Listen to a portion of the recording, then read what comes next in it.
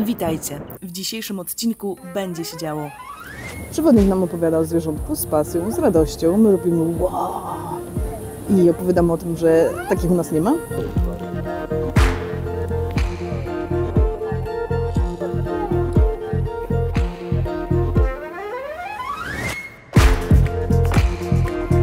Myślę, że to jedna z fajniejszych taksówek, jakie brałam w życiu.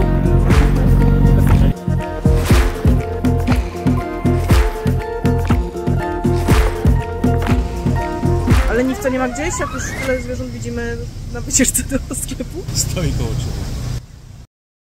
Jedziemy z La Fortuny na wybrzeże Pacyfiku, a konkretnie do Quepos. Po drodze kierowca busa spontanicznie zatrzymuje się i pokazuje nam most, z którego możemy oglądać krokodyle. Moje pierwsze krokodyle w życiu w zupełnie naturalnym środowisku. Miejsce na mapie jest zaznaczone jako punkt widzenia krokodyli, zamiast punkt widokowy, co przyznam, że jest całkiem zabawne.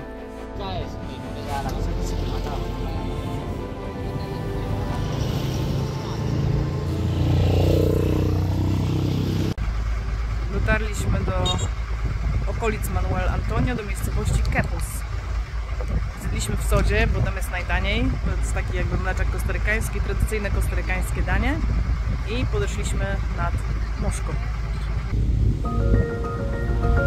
Widok z miejscowego deptaku jest bardzo ładny, oczywiście zależy od pływów, ale miłe sercu było zobaczenie ukochanych fregat i pelikanów, które poznaliśmy już w Belize.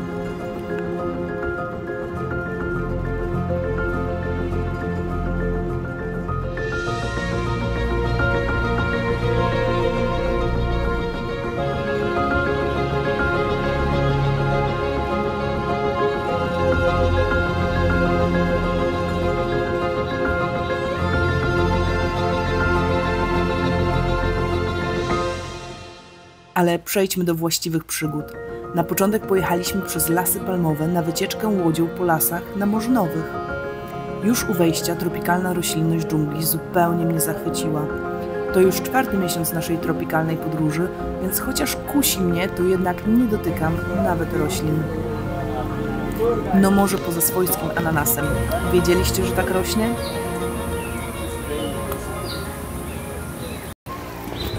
Pojechaliśmy sobie na wycieczkę i zaczynamy od zwiedzania farmy. Let's go. Ladies first, you're not scared. Poznajcie bawoła wodnego, Chivolo. Ma 12 lat i jest najstarszy na farmie. This one is Chivolo. Chivolo is the oldest buffalo in this farm. He's How old is he? Almost 12 years old. Still a baby, they'll live until 25 years. Okazuje się, że jest też absolutnym fanem jakichś dziwnych jabłek. Gdybyście się zastanawiali, no to wiadomix. To jest palma, a tu są z niej owoce. I to właśnie z nich się robi olej palmowy. A to jakby co jest ten kaktus, to jest smoczy owoc. Nie będzie widać owoców, dlatego że jest podobno tu za dużo małp i jak coś wyrośnie, to od razu jest zjadane. Ale przyjechaliśmy tu, aby zwiedzać lasy na Morze Nowe, więc zacznijmy tę przygodę.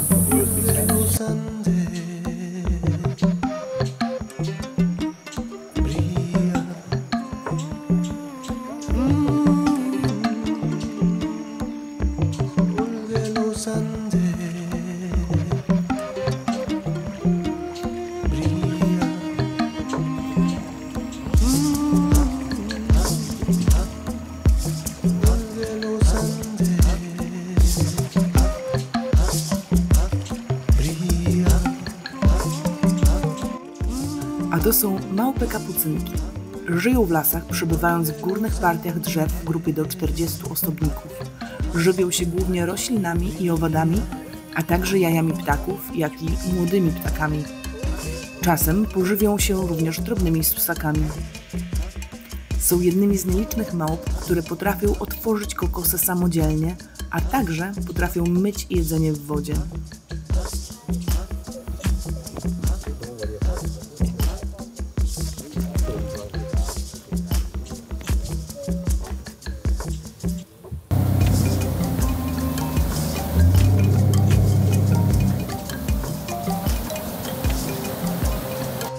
Poza małpami dostrzegliśmy też małego krokodyla wygrzewającego się w słońcu. A to, mili moi, zaskoczenie total, ten niepozorny ptak, czyli czapla tygrysia, tiger heron, jest dużym zagrożeniem dla populacji krokodyli, ponieważ zjada młode. Dacie wiarę? Ten ptak zjada malutkie krokodyle. Natomiast zwierzęciem, które najczęściej widzieliśmy w trakcie tej wycieczki, był bazyliszek płatkogłowy, a po angielsku Jesus Christ Lizard. Swoją angielską nazwę zawdzięcza temu, że potrafi biegać po powierzchni wody. Jeszcze raz w zwolnionym tempie.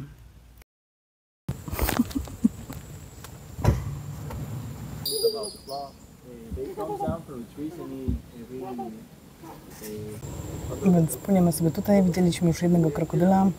Nasz przewodnik ocenia jego wiek na jakieś 3 lata. Widzieliśmy też małpki, których nie karmiliśmy, bo nasz przewodnik powiedział, że my nie będziemy karmić i bardzo mi się to podoba. A teraz wpływamy w te takie totalne namurzyny i wygląda to bardzo imponująco. Jest mega gorąco.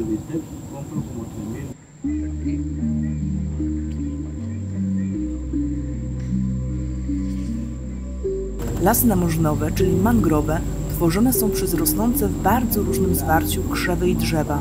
Od pojedynczych roślin po gęsto splecione zarośla i lasy, z drzewami przekraczającymi nawet 20 metrów wysokości. Namurzyny to jedne z nielicznych roślin, które potrafią żyć w słonawych wodach przybrzeżnych. Potrafią one odfiltrowywać sól z wody morskiej, a także skutecznie magazynują dwutlenek węgla, pomagając walczyć ze zmianami klimatu.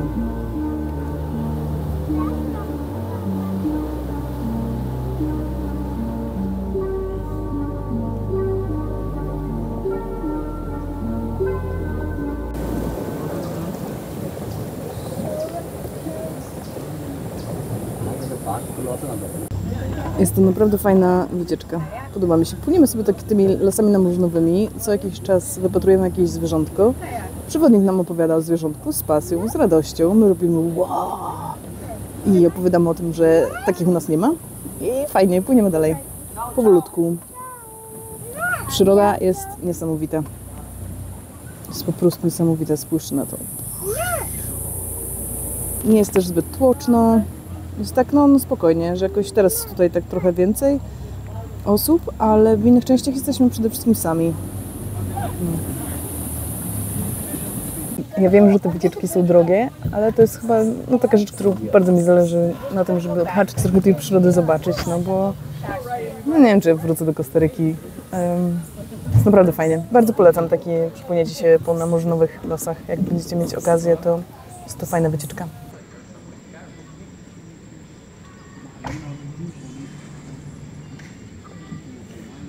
Jedyny minus jest taki, sorry, muszę to powiedzieć, że jest rodzinka z dzieckiem i wiecie, jak to płyniemy sobie przez dżunglę, słychać tę piękną turę, to niestety puszczają mu z telefonu filmiki i gierki.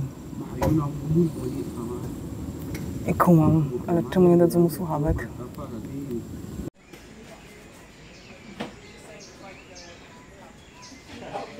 Wycieczki wycieczkami, ale w samym miasteczku przyroda też jest zupełnie na wyciągnięcie ręki.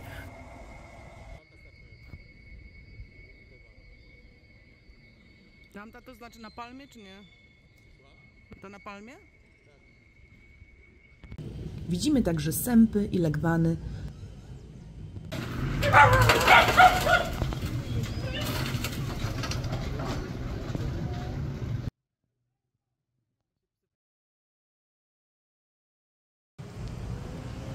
No jest tak, na dachu domostwa iguana. Psy się przez moment tutaj trochę wkurzyły.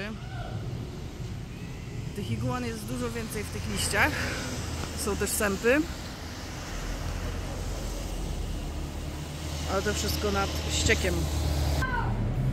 Ile ich naliczyłeś? 6. Raz, dwa,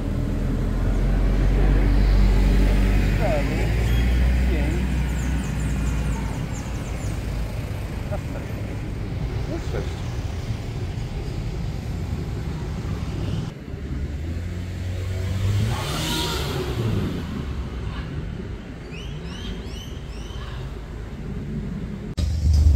Jesteśmy na ulicy. Weszliśmy do sklepu. Spodzeni, mokrzy. I po drodze widzimy i iguany, i sępy, i jakieś papugi. Ale leniwca nie ma gdzieś, jak już tyle zwierząt widzimy na wycieczce do sklepu? Stoi koło ciebie. Fajnie. No wszystko nad tym kanałem tych ścieków. To niesamowicie, to śmierdzi bardzo.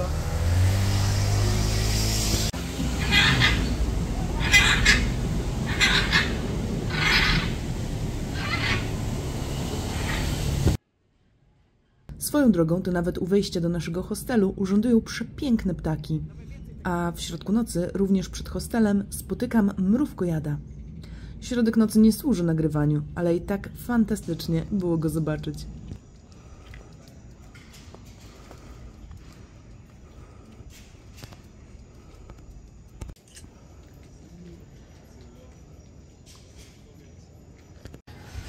To w ogóle jest widok na nasz hostel, znaczy widok z naszego hostelu.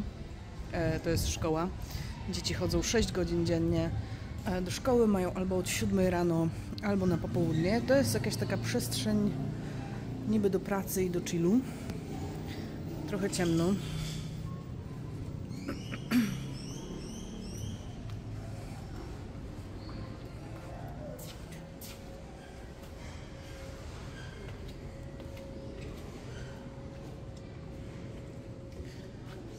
To jest basen i pokoje i tam jest kuchnia.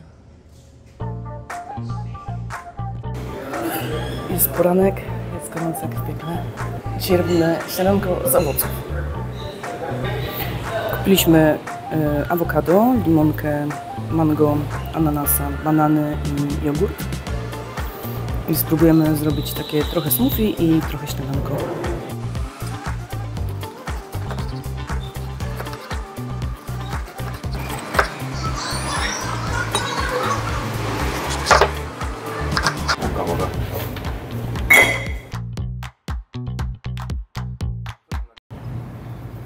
Jest 8 rano, wiadomo, i wczoraj wymyśliliśmy, że może takie są, wiecie, wypuszczanie żółwików na plaży i Tomek znalazł jakiś numer na Google'ach, ja napisałam tam na WhatsAppie, ale napisałam po angielsku. Więc napisałam, czy wypuszczacie żółwiki w najbliższych dniach, czy jest wypuszczanie żółwików w najbliższych dniach. Odpisali mi, że nie, że teraz jest nie sezon, że teraz robią tylko ekshumację żółwików, a potem wypuszczają ich 10. Więc komunikacja, nie wiem, idziemy. Podsumowując, idziemy. Wiemy na co, czy na ekshumację, czy ekskawację. Więc podsumowując, idziemy na coś, ale nie wiemy jeszcze na co. Nie przez zorganizowaną wycieczkę, trochę organizujemy to sami, czyli pani wysłała mi na WhatsAppie jakiś punkcik na mapie, gdzie jest prom. Mamy się przeprawić przez wyspę i po drugiej stronie ma czekać na nas taksówka, która nas podrzuci gdzieś, a samo miejsce jest projekcikiem jakimś takim małym, niewielkim. I jak się zapytałam o cenę, to jest to na zasadzie donacji, datku. Datku, tak? Dobrowolnego datku. Więc no fajnie. Zahaczyliśmy na początek o piekarnię. Kupiliśmy sobie jakieś różne ciasteczka. Jedno jest tą guanabaną, czyli flaszkowcem miękkociernistym. Więc zobaczymy, jak jest wykorzystywany nie w formie płynnej, a w formie ciasteczka do kawy.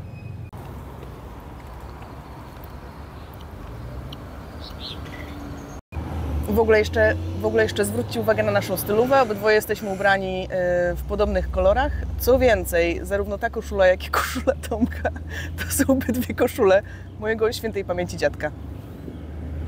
Czad. No i zaczęliśmy tę przygodę. Zgodnie z instrukcją dotarliśmy na wskazane miejsce, gdzie przeprawiliśmy się barką na drugi brzeg.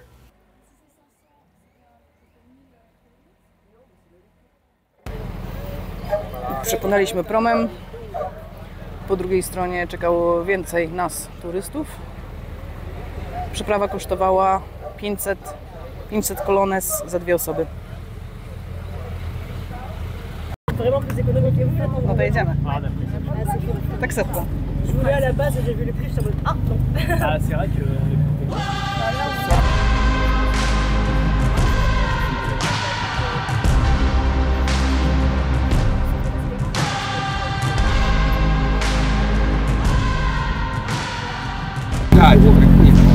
Myślę, że to jedna z fajniejszych taksówek, jakie brałam w życiu. Za 1,20 ziko.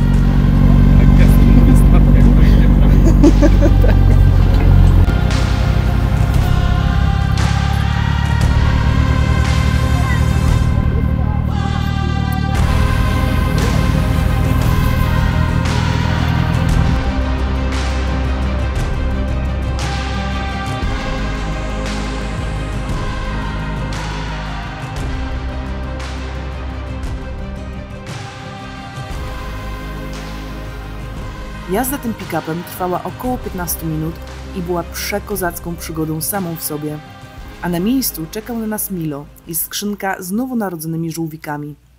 Okazało się, że Milo mówi tylko po hiszpańsku, więc pozostali uczestnicy tej wycieczki spontanicznie zaczęli również robić za tłumaczy.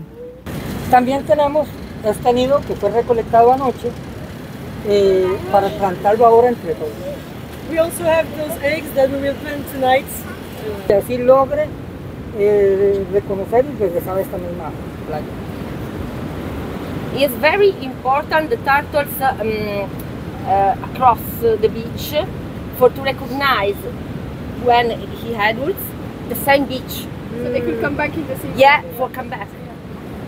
When the turtle come back about 13 years, deposit about 1900 eggs. Yes.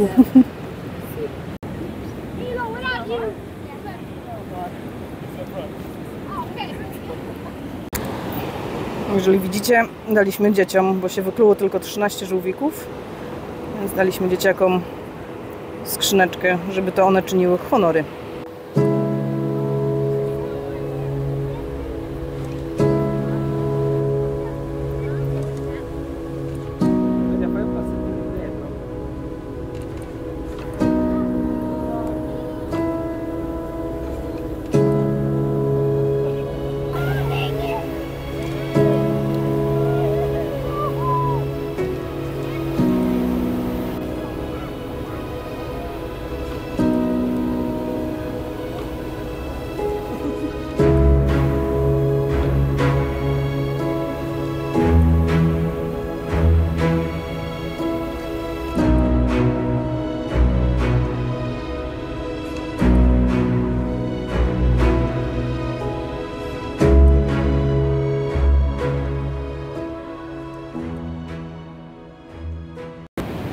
No ciekawa sprawa, ciekawa.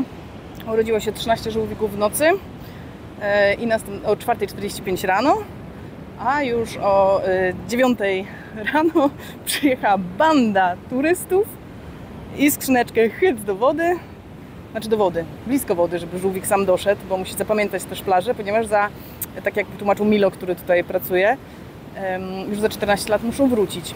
Co ciekawe, Milo pracuje tu sam, co jakiś czas ma wolontariuszy, ale jest sam, rząd go nie wspiera, żyje tylko i wyłącznie z donacji, w sensie z datków. I organizuje to, z tego co wiem, co środy można tutaj przyjechać na wypuszczenie żółwików. Więc wypuściliśmy właśnie 13 do wody, ale kulturalnie nikt nie zdeptał żółwika, wszyscy mocno kibicowali.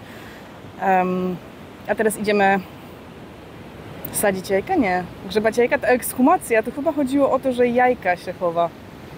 Te słowniki.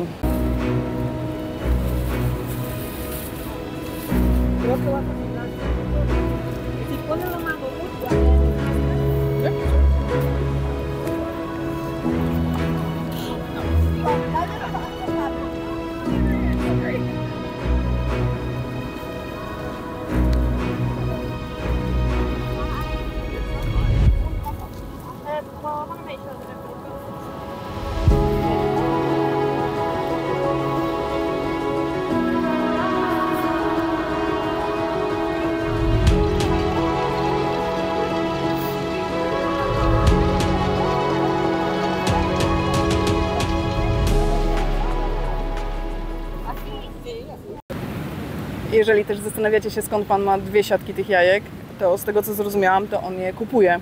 Że chodzi o to, że ludzie wykopują na jedzenie, na sprzedaż, a on do nich podchodzi i od razu od nich odkupuje. I potem zasadza? Ja nie wiem, jaka się znosi, przecież my ich nie znosimy. No. Zakopuje. Zakopujemy, czyli przeciwieństwo ekshumacji. Jednak Jednak nie chodziło o ekshumację, chodziło na odwrót, chodziło o zakopanie jaj. I za 45 dni około się powinny wykluć żółwiki, znowu w środę przyjadą turysty i ze skrzyneczki je pyk do oceanu. Tak. I tak to się kręci. A za 14 lat te żółwiki, co myśmy dzisiaj jej tu pyk do oceanu, to te, które przeżyły, Te, które nie zostały zeżarte przez fregaty wielkie. to powinny tu wrócić za 14 lat, żeby znieść jajka same. No. A potem je ktoś lokalny odkopie, żeby sprzedać i zjeść, a ten Milo odkupi, a my turysty przyjedziemy i zasadzimy znowu.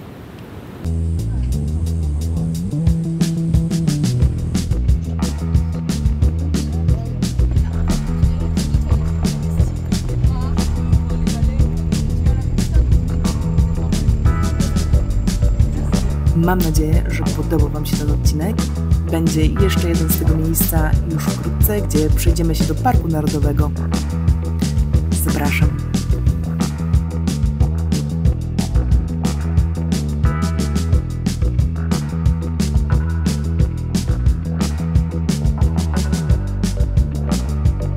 Ola?